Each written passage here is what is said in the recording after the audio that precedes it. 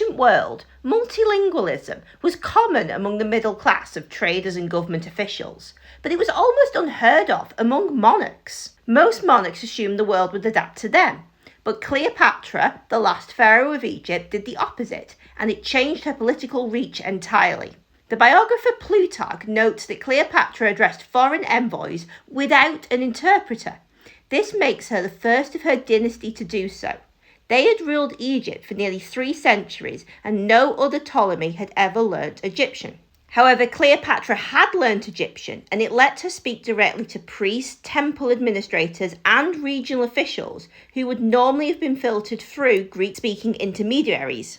Nevertheless, Greek was her native language, even after 3 centuries in Egypt, and was spoken within her own court.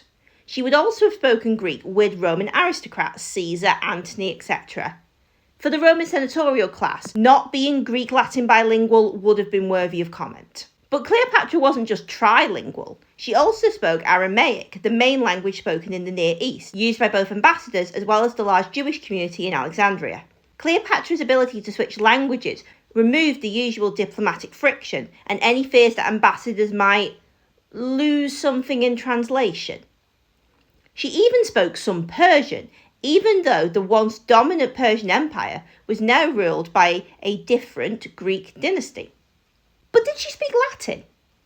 We actually don't know. She may have understood it, but since Roman elites preferred Greek, Latin was optional rather than essential in a diplomatic sense.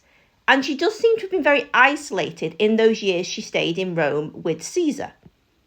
However, in the Eastern Mediterranean, Cleopatra's linguistic range was exceptional, and it allowed her to behave like her own most trusted diplomat.